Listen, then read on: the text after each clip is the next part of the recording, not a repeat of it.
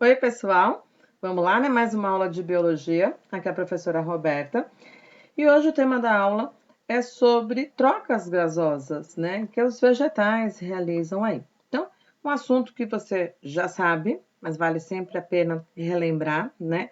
Os vegetais, eles fazem fotossíntese, certo? E quando eles fazem fotossíntese, ele produz oxigênio, certo? E aí também realiza o processo de respiração celular. Lembra que uma planta também vai respirar 24 horas por dia. Isso vai acontecer lá nas mitocôndrias, né? E nesse processo, esse vegetal ele produz gás carbônico, certo? O gás oxigênio, ela vai utilizar aí na respiração e ela mesma produz, então ela reutiliza, né, esse produto que ela mesmo produziu. Agora, quais os locais, né, de entrada de oxigênio, saída de gás carbônico ou vice-versa, né, se for o processo de fotossíntese? Então, nós temos aí locais, né, espalhados aí por esse vegetal, onde ocorrem essas trocas gasosas, né? Então, se for pela raiz, certo? Raiz, lembra, ela precisa do oxigênio para fazer o processo de respiração, ela não vai fazer fotossíntese, certo? Porque a raiz está sempre ali, não sempre, né? Mas a grande maioria das raízes estão abaixo do solo, né? Estão no subsolo, então elas não vão fazer fotossíntese, certo? Mas elas fazem respiração celular. Então precisa entrar oxigênio, precisa sair gás carbônico, e isso é feito através de células da epiderme radicular, certo? Através de um processo de difusão simples. Lembra lá de transporte através de membranas? Então, difusão simples, sem gasto de energia, certo? Entra o oxigênio, sai o gás carbônico, processo simples, né? Bom, outro local, se o caule for jovem, tá bom? Caule fino, né? Essa troca gasosa, ela acontece pela epiderme desse caule também, e também é por um processo de difusão simples. Se o tronco já for aquele tronco mais espesso, né, o caule propriamente dito, né, bem grosso, aí já tem umas aberturas específicas, né, tem uns orifícios que permitem essa saída e entrada, né, de gases e são chamados lenticelas, tá? Então são áreas específicas aí, onde cada lenticela ela é uma microabertura do suber, que é a camada mais externa desse tronco, tá? E o processo também por difusão. Agora, as plantas, né, principalmente as traqueófitas, né, que têm seus vasos condutores, né, mas as outras também, nós vamos ter a presença aí de estômatos, certo? E aí, distribuídos na folha vegetal, certo? E é basicamente sobre os estômatos que nós vamos ter essa aula agora, tá? O que são os estômatos? Eles são válvulas, tá? Que vão regular a entrada e saída desses gases, mas também o estômato ele é responsável pelo controle, tá? Da entrada e saída do vapor de água. Tá? Então, além do gás carbônico e do oxigênio, que nem você está vendo aí no esquema A, tá? Pelo estômato, certo? Também você tem a entrada e a saída de água na forma de vapor, certo? Os estômatos, olha aí na imagem B, tá? Ele é composto por duas células, tá? Que a gente chama de células guarda ou células estomáticas, e você percebe aí a presença da clorofila, né, nessas células. Então, localização, essas estruturas, os estômatos, eles estão na epiderme da folha vegetal, certo? E nessa epiderme, os estômatos, eles são as estruturas que têm clorofila. As células da epiderme não, tá bom? Mas os estômatos são estruturas clorofiladas, tá? E eles são representados, então, por essas duas células guarda, certo? Ou então células estomáticas.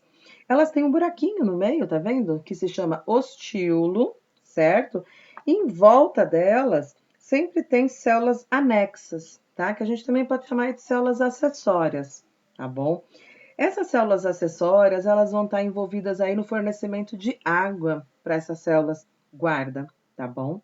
E o estômago, então, ele é uma válvula. Então, ora ele está aberto, ora ele está fechado, controlando a entrada, a saída dessas substâncias, né, da água, do oxigênio, do gás carbônico, tá? Imagina agora, numa folha vegetal, né? Na epiderme nós temos, esse vegetal ele vai apresentar estômatos. Quantos estômatos? Então, é bem variável mesmo, de acordo com o vegetal que está sendo estudado, tá bom? Por exemplo, se você pegar uma planta aquática, tá? Vamos pegar aí a conhecida Vitória Régia, né? Tem a epiderme superior e a epiderme inferior. Como a epiderme inferior fica em contato direto com a água, não tem estômatos na epiderme inferior. Mas aí você vai ter inúmeros estômatos na epiderme superior, que vai fazer essa troca gasosa com o ar atmosférico, tá? Mas não é uma regra ter só na superfície, né, na epiderme superior. Pode ter nas duas epidermes, tá bom? Tanto superior quanto inferior. Mas o mais comum, tá? O mais comum é esses estômatos estarem presentes na epiderme inferior dessa folha vegetal, tá bom? Então, só para você ter uma ideia, olha só, a folha do tomate, tá bom? Não é uma folha é uma folha característica, né? É uma folha de angiosperma, né?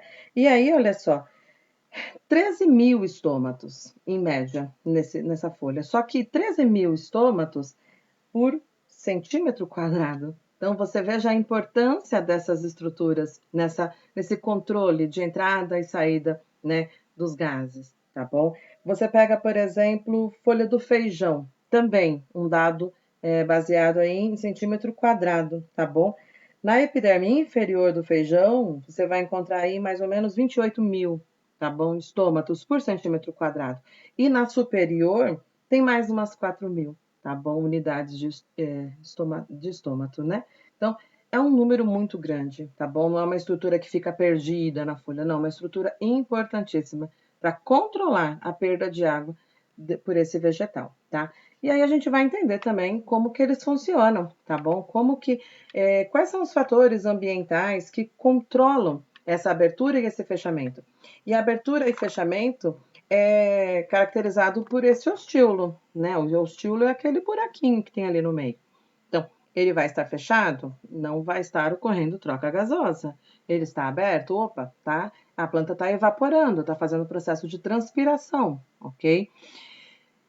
Quais os fatores? Umidade do ar, luminosidade e quantidade de gás carbônico que está aí, tanto dentro das células quanto na atmosfera, tá? E você tem aí duas imagens de microscopia mostrando um estômato aberto, certo? Ele tem aproximadamente aí 8 micrômetros, e do lado você tem um estômato fechado, ok? E vamos ver então como que funciona, né, esse controle, né? Como que a umidade do ar influencia, como que a luminosidade influencia nesse controle. Então, coloquei aqui de uma maneira bem simplesinha, tá? Um resuminho aí do lado, ó. Quando a planta tem muita água, certo? Tem muita água no vegetal, ela está transportando isso frequentemente do solo, então isso quer dizer que o solo também está, né, com uma providência muito boa de água, a umidade do ar também está alta. O que esse vegetal entende? Que agora ele pode perder água, né, porque tem para repor a célula, ela não vai perder suas funções, a planta não vai morrer desidratada. Então, é possível sim que haja o processo de transpiração. Então, o que vai acontecer agora? Essas células guarda, lembra as células que ficam em volta do ostíolo, que é o buraquinho, elas vão ficar túrgidas. E por estarem tão cheias, elas acabam se deformando, tá? Como quando enche uma bexiga, né? Imagina aquela bexiga que as pessoas fazem esculturas, né? Conforme você vai enchendo muito aquela bexiga, ela vai ficando curva, né? Ela vai ficando curvada, na verdade, vai ficando curvada. E aí é justamente o que vai acontecer com essas células guarda. De tanto entrar água nesse vegetal, porque está disponível no ambiente para ela, vai entrar água nessas células guarda, e lembra que essa água vai vir por osmose das células anexas, que estão sempre em volta dessas células guarda, certo? Ela vai ficar túrgida, bem cheia, ela vai se deformar e aquele ostíolo vai ficar aberto, certo? Agora, o contrário, eu não escrevi, mas é lógico, certo? Se tem pouca água no vegetal, né, o solo está seco, a umidade do ar está baixa, esse vegetal não pode perder água por transpiração, porque senão esse vegetal vai desidratar, né? Não tem água subindo pelos vasos condutores. Então, o que essa planta faz? Ela economiza. O que tem é dela e só, ela não pode perder, né? Vai utilizar para as reações, a fotossíntese está acontecendo, a respiração celular está acontecendo, e essas reações precisam de água, né? Então, o que vai acontecer? Essa célula vai ficar murchinha, certo? As células guarda. Antes elas estavam túrgidas, agora elas vão ficar murchas. E aí, essa abertura do ostíolo vai se fechar, certo? E esse é o controle hidroativo. Se tem muita água no ambiente, ostíolo aberto, certo? Estômago aberto. Se tem pouca água à disposição desse vegetal, ostíolo fechado, certo? Uma questão de sobrevivência mesmo para esse vegetal. Tem outro controle? Tem o controle fotoativo, certo? Lembra que eu coloquei lá que luminosidade interfere nessa abertura e nesse fechamento do estômago? Então, o que acontece aqui?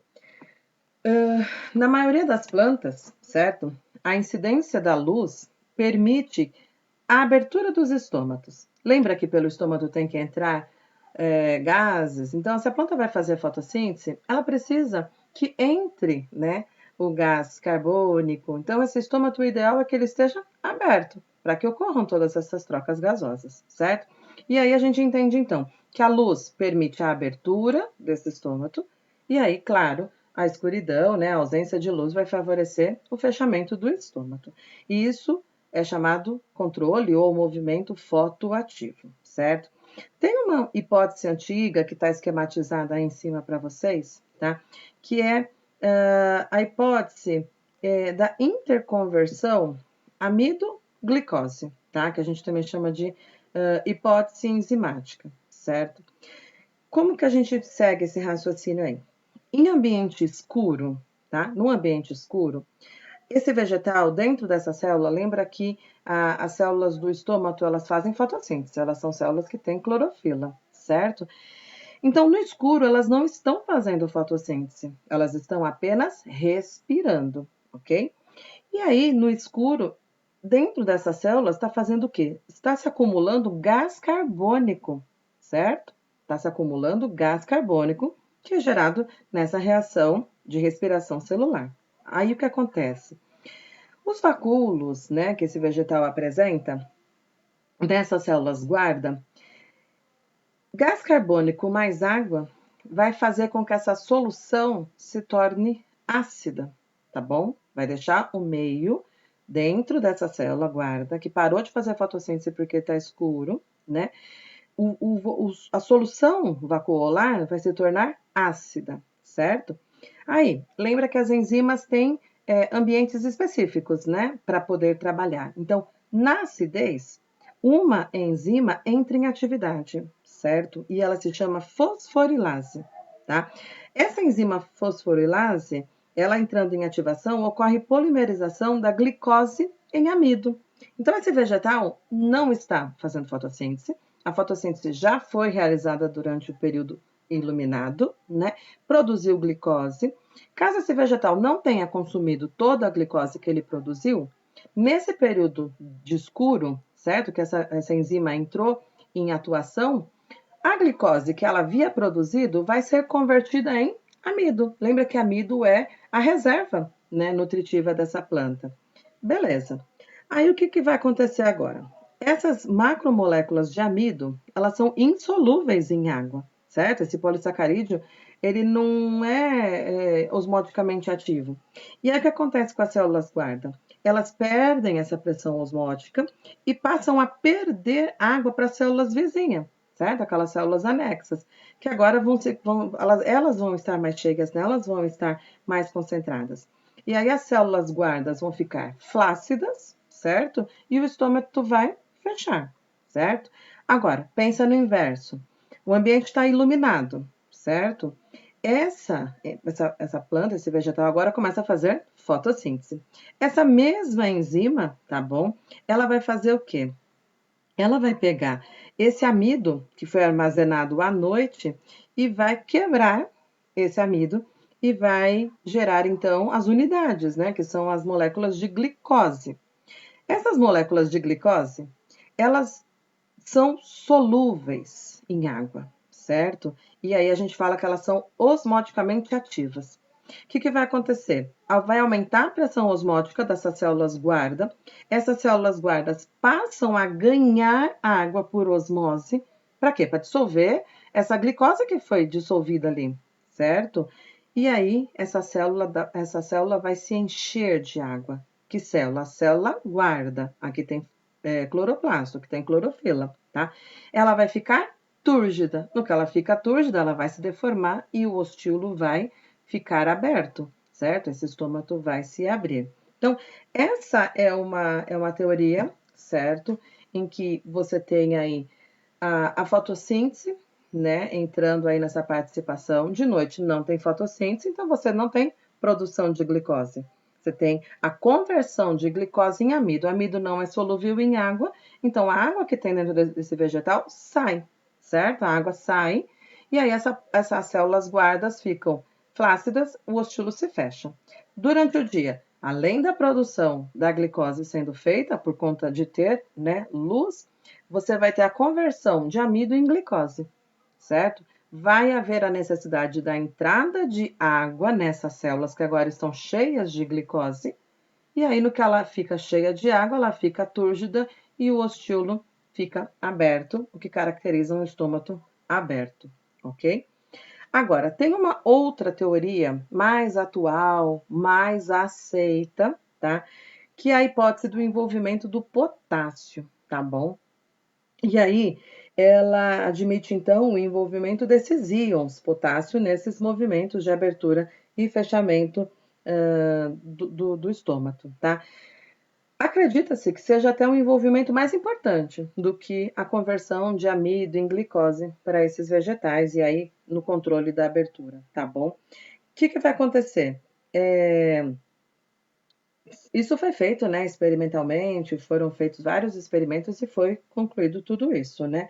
E aí verificou-se que, quando essas células guardas elas estão iluminadas, ocorre um ingresso, né, muito ativo de íons potássio, com gasto de energia, certo? Então, transporte aí, você fala do transporte ativo, certo? Aumenta a concentração iônica, então, dentro dessas células guarda, o que vai aumentar a pressão osmótica. As células guarda vão ganhar água por osmose, vão ficar túrgidas e o estômago vai se abrir. No escuro, para, né, esse gasto energético, os íons potássios, eles vão passar dessas células guarda para as células vizinhas, e aí essas células guarda, elas ficam flácidas e o estômago se fecha, tá? Então, o raciocínio é sempre o mesmo. Se você tem substâncias dentro dessas células guarda que são solúveis em água, que aumentam a pressão osmótica, a água vai entrar, certo? Essas células guarda vão ficar túrgidas, o ostíolo vai abrir, certo? O estômago vai permanecer aberto. Se não precisa de água para dissolver nada, nenhuma reação química que exija tanta água ali dentro, o que vai acontecer? A água vai sair das células guarda, ir para as células anexas, que são as células desclorofiladas, né? Aclorofiladas, na verdade, porque ela não perdeu clorofila, ela nunca teve, então é aclorofilada é o modo mais correto, e aí esse estômago vai se fechar, certo? Então aqui, olha, eu coloquei para vocês um resuminho, certo, desses 3 fatores, né, das condições ambientais aí, certo? Então, intensidade luminosa. Se ela está alta, o estômago se abre. Do mesmo jeito que a concentração de gás carbônico, tá? Se a concentração de gás carbônico está alta, o estômago agora se fecha, tá? Quando que o estômago vai ficar aberto, então? Quando você tem alta luminosidade e alto suprimento de água, certo? Baixa quantidade de luz, estômago fechado. Baixa quantidade de água, estômago fechado. E o inverso vai acontecer sempre com o gás carbônico, tá? Então, densidade luminosa alta, estômago aberto. Suprimento de água alto, estômago também aberto, tá? Agora, concentração de gás carbônico alta, agora é o estômago fechado. E aí, vice-versa para as outras características, tá?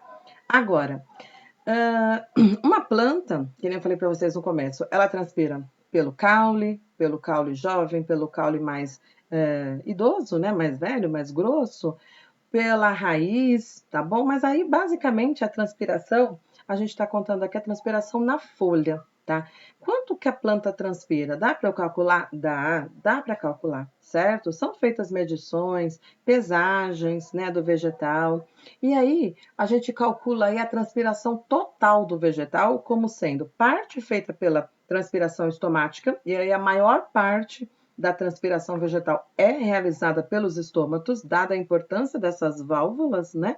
E uma parte é feita pela transpiração cuticular. E aí observa aí na imagem. Na epiderme, nós vamos encontrar estômatos, por onde está acontecendo a saída de vapor de água ali embaixo, tem uma setinha verde. Mas a cutícula, ela é uma fina camada, né, que protege essas células e evita uma desidratação intensa. Mas, dependendo do vegetal, essa cutícula não é tão espessa assim e permite que ocorra o processo de difusão, né? Pode perder água, sim, por essa cutícula. Tem vegetais que não, que essa cutícula é muito mais espessa, certo? Mas ocorre. E dá para calcular, tá bom? Através de pesagens, de experimentos, a gente consegue, sim, fazer as devidas medições, ok? Então, veja, né, a importância dos estômatos, a sua estrutura e os mecanismos, tá bom? Controle de água, controle de gás carbônico e disponibilidade aí de luz vai interferir na abertura e no fechamento dessas estruturas, ok? Então, é isso. Até a próxima aula.